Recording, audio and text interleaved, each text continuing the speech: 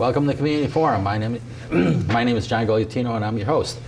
This evening, we're taking a change in our direction from our recent shows, and we're going to be talking to the executive director, I believe, Caroline LaFleur, Yeah.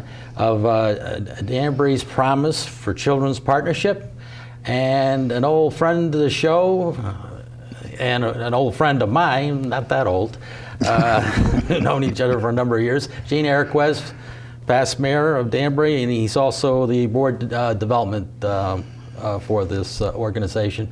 I want to welcome you to the show.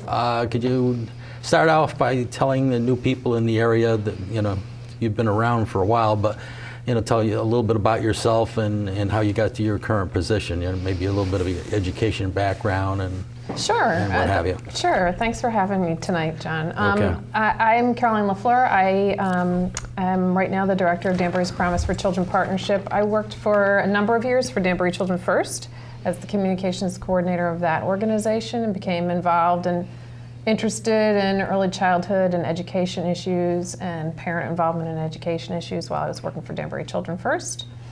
And when this community partnership formed, it just sort of was a logical step for me to move into the position as director of that partnership. So. Okay, very good.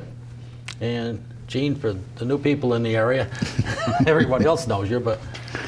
Well, this has presented a great opportunity for me, John, to stay involved within the community for a cause that I deeply believe in, and to work with many committed and passionate people who are looking to ensure that children within the city of Danbury, from birth to age 8, but in particular through their preschool years, are prepared equally across the board, healthy and prepared to succeed in kindergarten and as they enter their formal school years.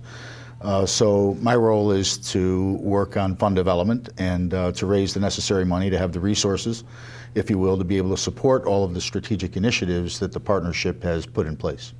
Okay, very good. Now, the purpose of the partnership is to focus on as children prepare for school. Can you give us a little bit about that? Sure. The purpose of the partnership is to make sure that all Danbury children, birth through 8, are healthy and ready for school and lifelong learning.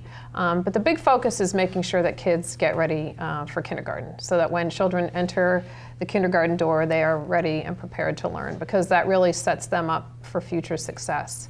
So what we've done is brought together everybody in the community, particularly those whose organizations touch the lives of families, to focus on preparing those children for kindergarten. We've developed a strategic plan that looks at the needs of those children, and we've prioritized strategies that we know will help prepare those children for school, and we're seeking funding to implement those strategies in the community. And to date, we've brought in a little bit more than $300,000, but a lot more is needed to help bring those children. So you're doing a capital camping before you well, really we're get going? pursuing funds in a number of ways, through Okay. grant writing, approaching the business community, really a number of ways to get support for young children in Danbury. And the funds in general are going to go for training, and is there anything going towards a building? Are you based in school buildings? Like I said, we've developed this sort of strategic plan Okay. it focuses a lot on a number of things. One is just reaching out to parents, so that parents know the best ways to support their children to get them ready for school. It also focuses on providing quality early childhood experiences, so that 3 and 4-year-old children are getting quality preschool experiences that'll prepare them for kindergarten. We've also brought in funding for home visitation, so that families that are most at risk have somebody coming into the home and helping them sort of stabilize their home environment, so that children are prepared for school. And then we are working with the city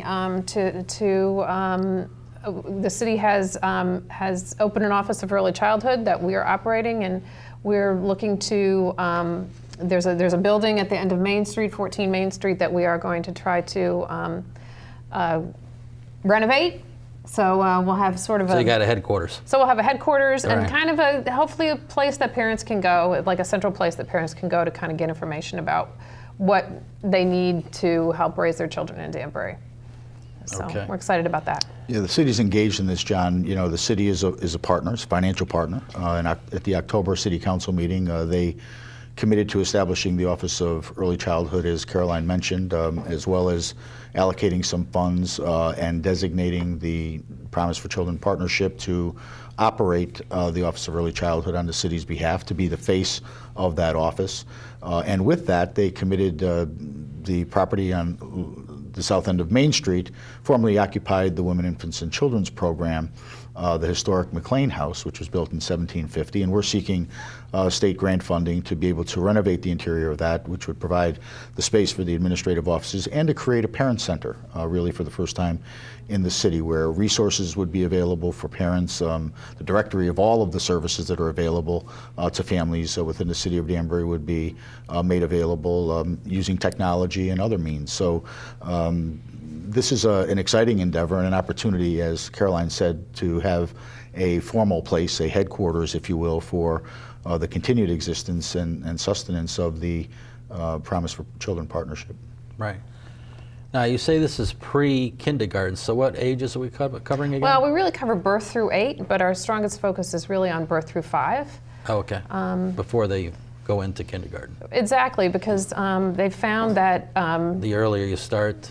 early is good, earlier is better, we say. Oh, okay. And the reason for that is they've actually found that 3rd grade reading scores are one of the biggest predictors of whether or not a child will drop out of high school. So if going back, if you look at, so you want to prevent the dropout rate, because dropouts each dropout costs the economy about $260,000. So to prevent dropoutism, you have to make sure kids are reading on grade level by 3rd grade. And what predicts whether or not a child is reading on grade level by 3rd grade is really how many words they have when they're like 2, 3, and 4 years old. So it really goes back, all the way back to when a child is 2 and 3 and 4, whether or not they'll end up succeeding in school. So that's why we focused on birth through 5 in particular, but birth through 8. It becomes important, John, for parents to start speaking to their children from the time they're born, to reading to them from that point until they enter their formal school years. It's been found that by the age of 5, 80% of a child's neural pathways have been developed as a result of their experiences, what they've learned, and that will help determine those experiences will determine ultimately their success in school. And as Caroline said, it's interesting because that third grade reading goal, if you will, is a measurement to determine whether children will succeed through high school, graduate through high school. Also, when tracking it, it proves that people have greater income earning potential. There's an economic component to this. The more that we invest in early childhood today, the more we, as a society, as a community, will save. For every $1 invested, it's been reported by Harvard that $9, in essence, will be returned to us and or saved because the early investment in young people's lives is going to prevent dropout rates, increases in dropout rates. It could prevent a child from requiring special educational needs, and perhaps even worse, assistance, welfare, maybe preventing engaging in the criminal justice system. So all of those things that we can prevent by investing at the earliest ages of a young child's life will pay great dividends to our community, to our city, and to society as a whole. You have a little section here on challenges, and you want to maybe talk a little bit, because you seem to be going in that direction anyway with some of the things you were saying. The predictor of high school graduation, for example, whether a child is reading on goal, whatever. I guess we were just talking about the 3rd grade. I think a lot of people in Connecticut talk about the achievement gap. And that's the difference between how well higher income children do versus lower income children. Well, Connecticut has the highest achievement gap in the country. And and Danbury's no exception, our lower income children are scoring about 30 percentage points below our higher income children on third grade CMTs. So, we want to close that achievement gap because, as Jean said, if we can get those lower income children reading up on goal by third grade, then it's much more likely that those kids will go on to graduate, will go on to higher education, and you can kind of break that cycle of poverty so that those kids then become higher earners. It's not only a better investment for them personally, well, they'll end up earning more money as adults, but it's a better investment for society as a whole because they'll be tax-paying citizens that can contribute to society and are much more likely to be productively employed. So that achievement gap has some serious consequences for the state of Connecticut, and as I said, Danbury is no exception. We have that issue in Danbury as well. That's right. So. If you don't it's take tale care of of two the- states, if you as don't we ca- talk about, John, yeah. right? We have some of the cities that have some of the greatest challenges, no different than any major city or city of any size throughout the country, and then we have some of the wealthiest communities in the entire United States Right. here within Fairfield County. And Side by side, almost. that's exactly right. And it was interesting, in 1970, I think the United States of America led the world in terms of college graduation rates, and today we're 15th. In terms of high school graduation, we're 20th. Right. Things have changed dramatically, and I think it points to the need to really invest early because there is a tremendous economic benefit. But more importantly, as Caroline has pointed out, we want people regardless of their economic strata, to be lifted. It's the John Kennedy saying that a rising Right. tide lifts all boats, and so we want everyone to be able to compete on a level playing field and have all the necessary tools and support behind them to be able to achieve that. And all children. There's a factoid here. The dropout rate in Danbury is 4%. Is that higher than it's been, or It spiked last year, actually. There was a little okay. spike last year. Was it like Yeah. 2% and now it's 4%? Yeah, something Yeah. like that. Yeah. There was a I little. There was a I little was spike surprised to last see year. it at 4 because Yeah. yeah. Yeah. So that's not a good thing. That's No. that's the kind of thing you're going to try to address. That's right. That's exactly right. And that's one factor, John. Right. The other is to ensure that children are succeeding at every level to be able to move on to college, to a technical skill, to be able to have a career, and as Caroline pointed out earlier, to really do better in life, to be productive and contributing members of society, to break the cycle of poverty.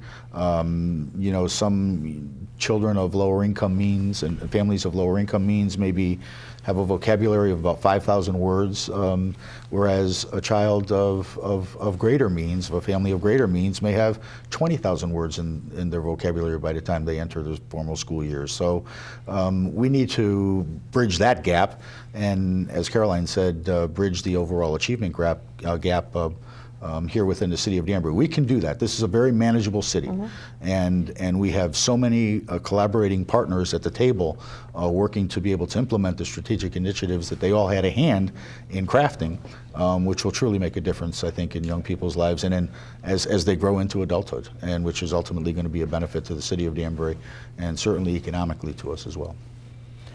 Right now, I was going to. Oh, do you have a website? Yes, we do. Yeah, could you give your telephone number and your website for people that are interested in serving on your board or getting involved in some way? And there's people, I'm sure, hey, I want to check them out. Let me have the website. We'd like them Sure. also to send a check, John, so we can give you that information. No, this is Comcast. We can't do that. Understand, remember? I'm just Yeah, kidding. Okay.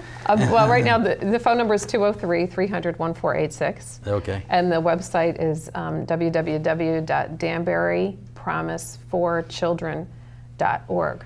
We also have a Facebook page, which we encourage particularly parents to like our Facebook page because we put a lot of information in there about what's going on in the community for families and information about early learning and why parents should be reading and talking to their children at a young age. So that's a great resource for parents of young children too. So a lot of our focus is reaching out to parents because when you're targeting children from birth to 5, that's the parents that have the most influence on that child's learning. As Jean was saying, the neurons are being formed at a very young age, and so parents need to know that they need to be interacting with those children right from birth. How are you going to connect with them? Do you go to like the school libraries or the public library? We really are trying to get funding to do some real, neighborhood outreach, basically, really door knocking type of going out into neighborhoods and really talking with parents in neighborhoods. We have people at the hospital who are our partners who work with new moms and just everywhere in the community that we can reach young families through health providers. That's why we have a partnership, because from birth to 5, you're not connected yet with the school system. Right. So you That's need to. true. That's right. So you need to connect with the health providers. You need to connect with the child care providers. A lot of parents have children in child care, but they also may have children who are being watched by relatives or other licensed family daycare providers. So we need to connect with all of those people. Like I said, all the people who are touching the lives of parents and families to make sure they get the messages about early learning and get the resources. There are a lot of great resources. There's free book programs. There's all sorts of things that parents can sign up for. There's ways to have children screened, to make sure they're developing appropriately. But people need to know what those resources are. So we really need to reach parents everywhere we can. Even the markets, Absolutely. where they shop, you Yep. can set up Yep. shop out in front, at the. Absolutely. You have a lot of people going by. Yep. Yep. Some of the programs, John, that are being implemented now is the Parents as Teachers program, right? Caroline, where one of our collaborative partners is the Families Network of Western Connecticut, who are engaging in visitations in homes, working with parents in their homes. Another goal of ours is to, create, in essence, a scholarship fund, whereby monies that we would be successfully raising would be used by families that otherwise could not afford to send their children to a preschool experience.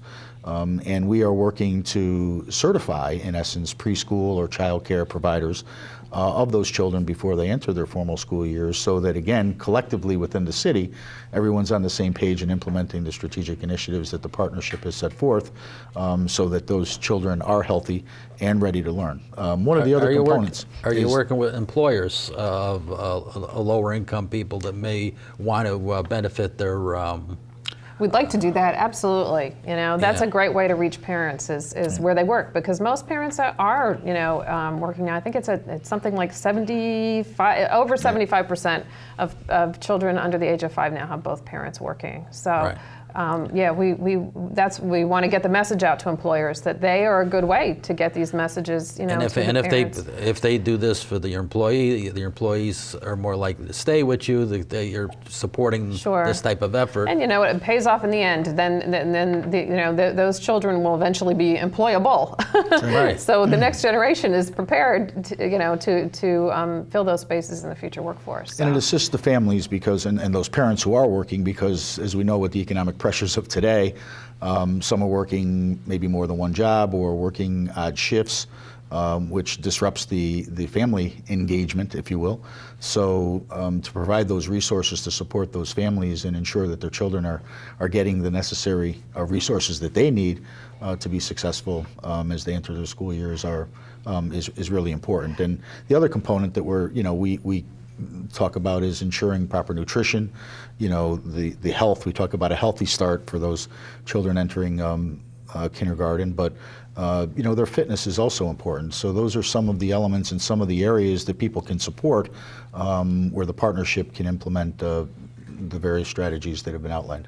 Is there going to be something like some kind of a food program we're going to try to have for the people before kindergarten? Because when they're in school, there's school-based food programs. But if you got lower income people, I would think that maybe something with the stores or something, Well, most of you try to connect lower income parents or families with the SNAP program, the food stamp program, and but as far as fitness and nutrition, because a lot of the children are in child care, during the day, we try to make sure that those kids are getting exercise, that they're getting the proper nutrition while they're in child care during the day, and educating childcare providers about Right. that is a big part of it too, making sure they know that kids need to keep moving, that exercise is a big part of, learning and that type of thing. So, And also getting the starter kits, so to speak, for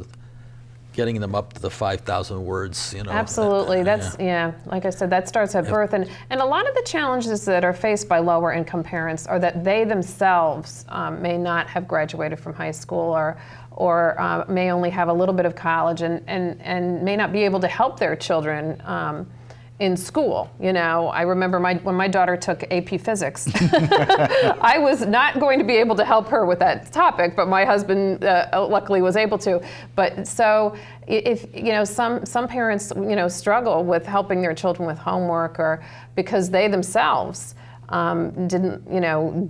don't have those skills, or they themselves may have had a bad experience in school.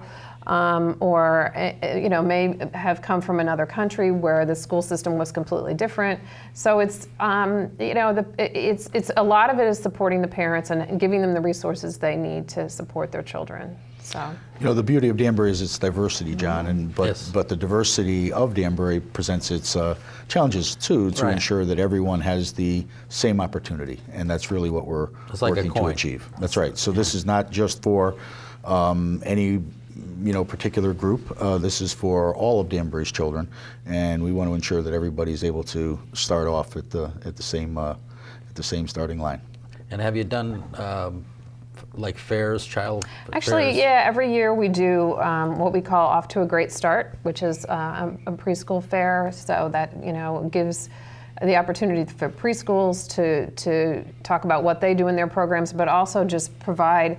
Last year we did kindergarten registration there, and health providers were there, the health clinics, and everybody, like I said, and everybody in the community that serves families was pretty much at the fair, and we had free entertainment, and we'll be doing it again in February this And I'm year. assuming there's a collaboration with all the other social service agencies that, this is our bailiwick, and please give us a plug down at Absolutely. Whatever. And It's really, like I said, Danbury is very rich in resources for families. So it's really bringing everybody together and then making sure that everybody gets to the right spot. They get to where they need to be. If their child has special needs, that they're referred to the right place.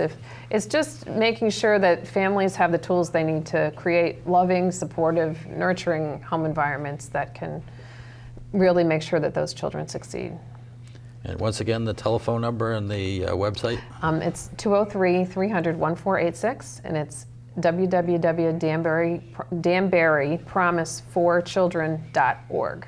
That's in case they missed it the last time. Now we got still several minutes to go here. So a recap, well actually not a recap, not yet. The board, what's the board of the organization comprised of? Is like 12 members from the area in general? Is it 15 members? I'm just trying to get an idea Well, right of now what size. we have a steering committee that Okay. includes about 12 people who Okay. have been involved, people from the schools, people, the early education field, family support providers. But we're also forming an executive advisory board to the Office of Early Childhood, and that's where Jean is really, we want to get some of the higher level people in the community involved in this, because it really is so important to the future of the city. Well, this is how you make your connections. It's all about connecting dots. Yeah. And it's really important that everybody, like I said, it is about the future of the city. So Right. It's important that everybody from the university to the hospital to the school system to city government all be on board with To the us. local market. And Is where the they- business is where they community. are. And the business community. And that's why I'm out reaching out to the business community and making our case and making our plea and seeking to garner their support, because truly the investment they make now is going to pay them dividends and pay the community as a whole dividends in the long term. There's even things, housing values. I mean, when you have a good school system, your housing values are much better. And Right. if by making sure those children are ready to enter school, you're ensuring that you're going to have better schools. So it's really about the health of the city That's right.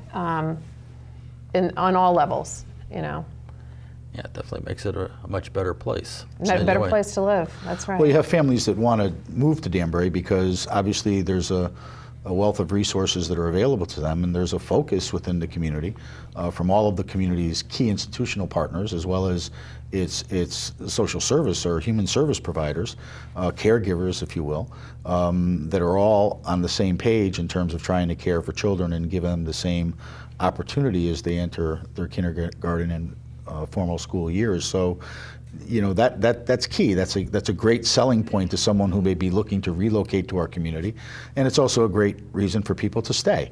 As you know, the strength of any city is found within its people. residential, Yeah. You know, base, and Right. so the more we can retain our residents and provide home ownership and opportunities and lift families, Educational, the better off. opportunities. Absolutely, the better off our city will be in the long term.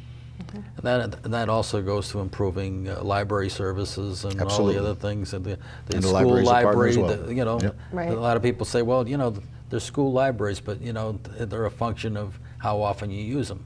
If the more you're reading, the more you use them, and you know Right. there's development there, and then you move from that 5,000 level to the 20,000. Right. Well, the advent of technology has changed, obviously, that as well. Increasing but- with the computers. Sure. But you know, you have to be somewhat literate to Correct. to and use that's that. what you and know. that's what we envision. You know, within the parent center is having, you know, that source available as well. Yeah, they need that training someplace, and having the place to go where they can get that training. Well, Danbury has a wonderful library, and so we need people to use it, you know, and we need to make people understand that it's an important resource. But by having a place that they can go to start off, okay, this is how it works. This is what they have at the library, and then they Right, they right, get yeah. orientated, you know, Yep. because they may not have used it themselves. You know, they're Absolutely, yes. worked all their lives. You know. That's right, that's right. All right, and then once again, the telephone number and the website. You know, The telephone number is 203-300-1486, and the website is www.danburypromiseforchildren.org. okay. Well, I want to thank you both for being on the show, and I want to thank the viewers for tuning in to the community forum. Tune in next week, same time, same station, and I'm sure we'll have another interesting program. Good night for now, and we'll see you then.